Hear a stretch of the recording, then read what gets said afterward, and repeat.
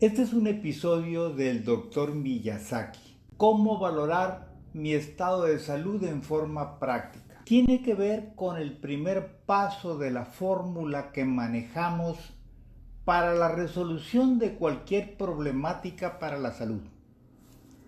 Partimos de una valoración del estado de salud. Cuando nosotros pensamos en una valoración del estado de salud, normalmente hacemos referencia a lo que la mayoría de los médicos solicitan como estudios, en lo que consideramos un chequeo.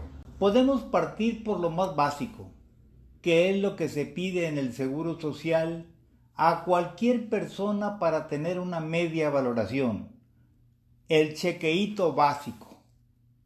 Entonces el Seguro Social básicamente les va a hacer una biometría hemática. Es más, en el caso del Seguro Social, muchas veces sin plaquetas. Una química sanguínea que abarca la medición de la glucosa, la urea y la creatinina.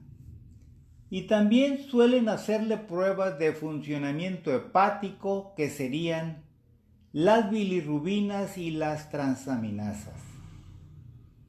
En las bilirrubinas se incluye la directa y la indirecta.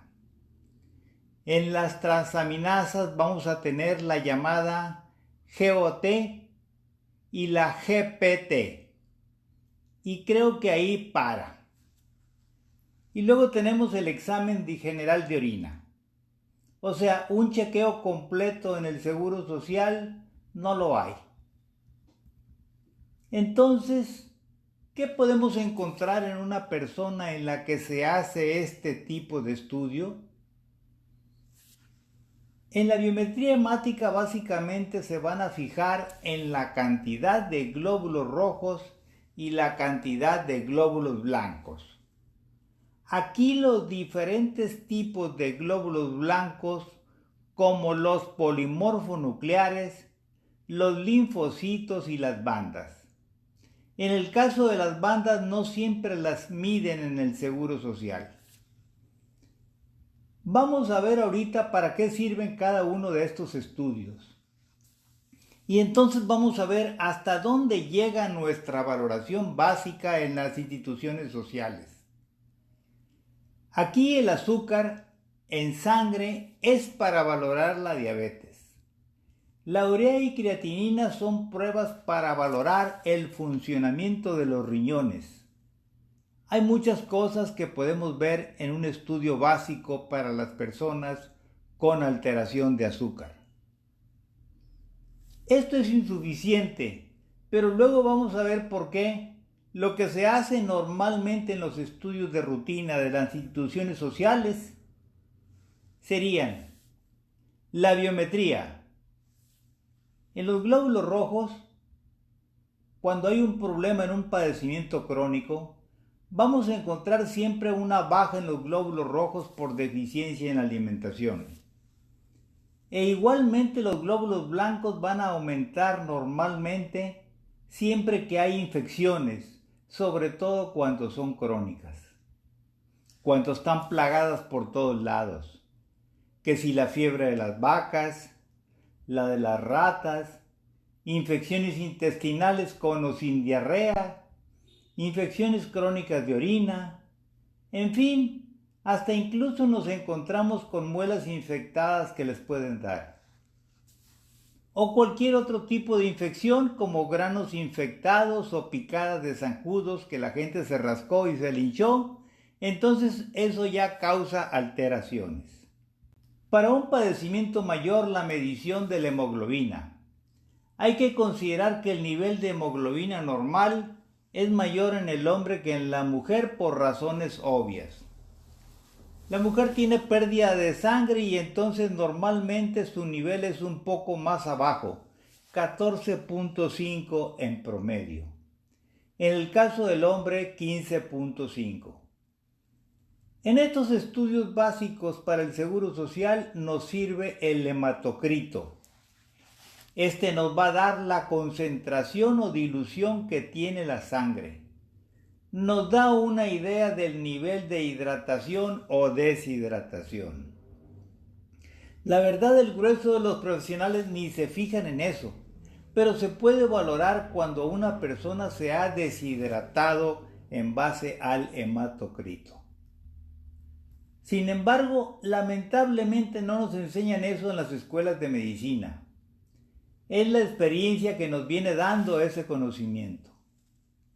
Seguimos con el tipo de células blancas.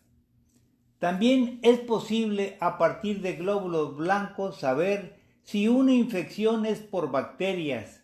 En este caso van a estar para arriba los polimorfos nucleares. Los linfocitos, en cambio, marcan una infección viral. Los monocitos nos marcan una infección activa. Y las bandas nos van a marcar siempre una velocidad de sedimentación de los glóbulos rojos acelerada, lo cual nos quiere decir calentura. Entonces, todo esto es posible verlo a través de un examen. Sin embargo, en la práctica vemos que lamentablemente los profesionales de la salud estamos tan carrereados, 5 minutos por consulta y entonces vemos que pasan de noche los resultados. A veces por el tiempo hay que cumplir la obligación de ver hasta 40 pacientes. Eso a veces distorsiona la función correcta del médico que trabaja en las instituciones. No es por casualidad. Yo en realidad pasé por instituciones también y casi toda mi vida no he laborado en instituciones. Es una de las razones. Tuve muchas opciones de hacer diferentes especialidades si hubiera querido. Me lo ofreció el Seguro Social, pero no me llenó el ojo. Viví en hospital, me recuerdo. Hice prácticamente casi toda mi carrera dentro de un hospital. O sea, mis maestros eran los médicos más relevantes en ese tiempo de Guadalajara, del Centro Médico del Seguro Social, y cuando ese centro, digamos, era lo máximo de la medicina del occidente de México. Entonces a mí me tocaban todas mis clases con los médicos más relevantes y capacitados de Guadalajara en ese tiempo. Incluso ahí se atendían los políticos. Me recuerdo que había un piso del hospital apartado para alguna problemática del señor presidente de la República o bien algún otro político renombrado de aquellos tiempos.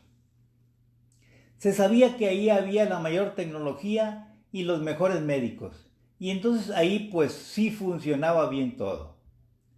Ahora es otra cosa, por supuesto, pero bueno, en ese tiempo así era. En ese tiempo se veía que a pesar de la calidad que había en sitios como ese hospital, todo era muy carrereado.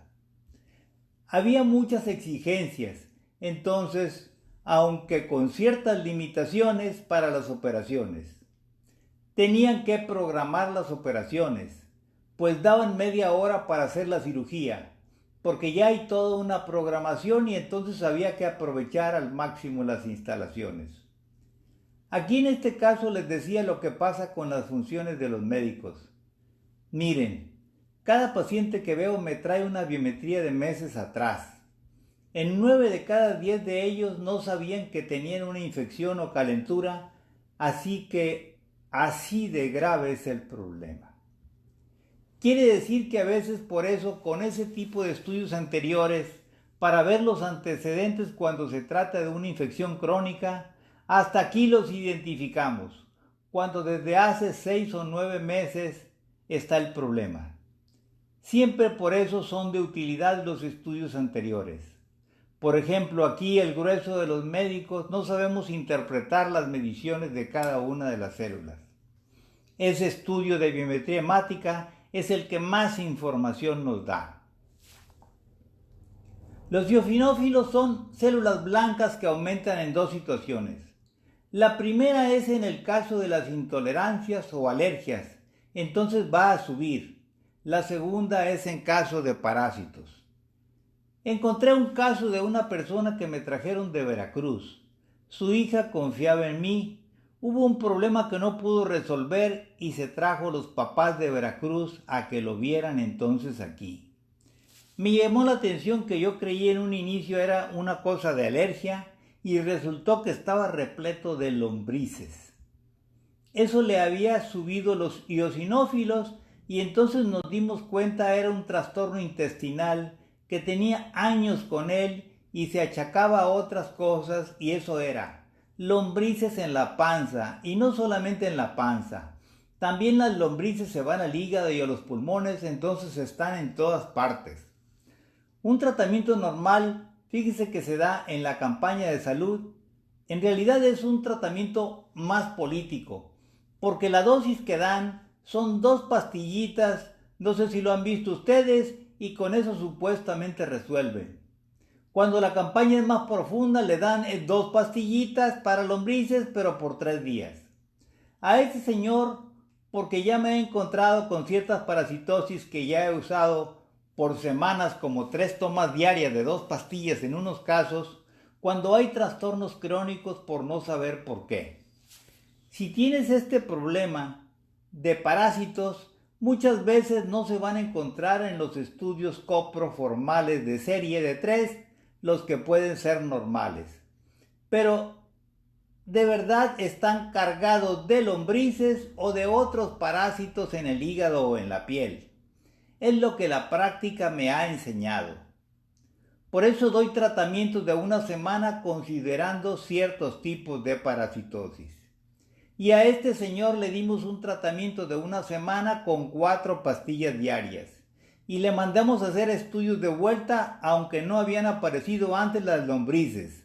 Y aparecieron, estaban ahí todavía. Quiere decir, el tratamiento médico no fue suficiente, o sea, 28 pastillas. Y entonces hubo que repetir otra tanda de una semana hasta que se solucionara el problema, y se solucionó entonces este. Es importante el tipo de las células blancas, igual las bandas que decía por las calenturas. Los linfocitos van a aumentar en todas las infecciones virales. ¿Cuáles son las infecciones virales más comunes aquí en la región?